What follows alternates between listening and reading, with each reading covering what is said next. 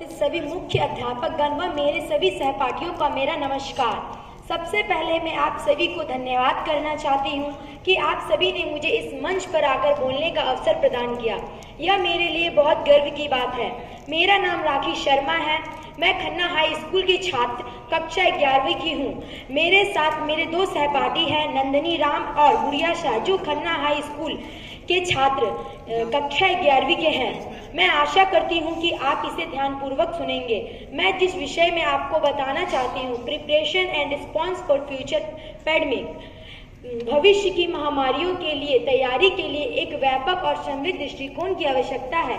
यह कुछ कदम दिए गए हैं जिन्हें आप प्रभावी ढंग से तैयार करने और प्रतिक्रिया देने के लिए उठा सकते हैं, जिसे मैं आपके सामने प्रस्तुत करने जा रही हूँ। पहला, सूचित रहे विश्व स्वास्थ्य संगठन WHO और रोग नियंत्रण और रोकथाम के केंद्र CDC जैसे प्रतिष्ठित स्वास्थ्य संगठनों द्वारा प्रदान की गई नवीनतम जानकारी और दिशा निर्देशक पर अपडेट रहे हैं। एक आपातकालीन योजना विकसित करें, एक व्यापक योजना बनाएं जिसमें महामारी के दौरान उठाए जाने वाले कदमों की रूपरेखा हो। इसमें संचार चैनल स्थापित करना, प्रमुख निर्णय निर्माताओं की पहचान करना और रोकथाम और शमन के लिए रणनीति विकसित करना शामिल हो सकता है। आवश्यक आपूर्ति का भंडार बनाए रखें, व्यक्तिगत सुरक्षा उपकरण PPI, चिकित्सा उपकरण और आवश्यक दवाइयों सहित आवश्यक आपूर्ति का भंडार बनाए रखें। यह सुनिश्चित करेगा कि महामारी की स्थिति में आपके पास आवश्यक संसाधन हो। स्वास्थ्य देखभाल प्रणाली की मजबूत करें, स्वास्थ्य देखभाल के बुनियादी ढांचे और संसाधनों जैसे अस्पतालों, स्वास्थ्य देखभाल पेशेवरों और चिकित्सा आपूर्ति में निवेश करें। इससे महामारी के दौरान प्रभावी ढंग से प्रतिक्रिया करने की क्षमता में सुधार होगा।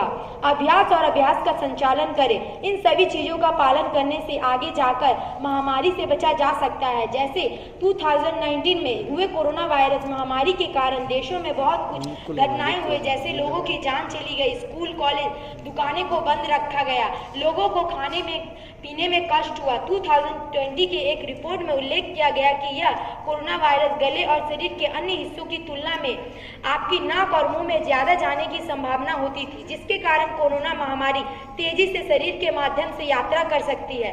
अजीब संयोग यह है कि ये वैसे देश हैं जो भौगोलिक तौर पर चीन से नजदीक स्थित एशियाई देश हैं। इस वायरस की शुरुआत चीन से हुई थी, लेकिन चीन के पड़ोसी देश इस वायरस के संक्रमण पर अंकुश लगाने में कामयाब दिख रहे हैं।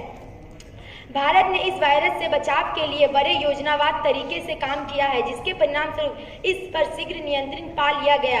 मगर इस वायरस के नए परिवर्तित रूपों से लोगों की लापरवाही के कारण 2021 में इसकी दूसरी लहर ने देश और दुनिया को में भयंकर कहर बरपाया। अकेले भारतवर्ष में अप्रैल 2021 से जून 2021 तक 2.5 लाख से अधिक लोगों की मौत हुई।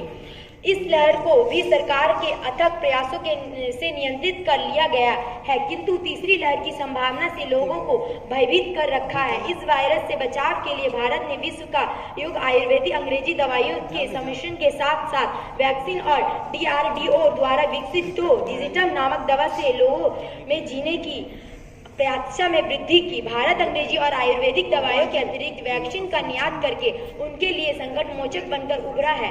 विश्व की अनेक बड़ी व्यापारिक कंपनियां चीन को छोड़कर भारत में निवेश करने का मन बना चुके हैं। इससे भारत सहित संपूर्ण विश्व की अर्थव्यवस्था में सुधार होगी। भीड़ भाड़ से बचकर घर में सफाई से रहेंगे। हम हर मौत से लड़कर तेरे साथ जिंदगी जिएंगे। धन्यवाद।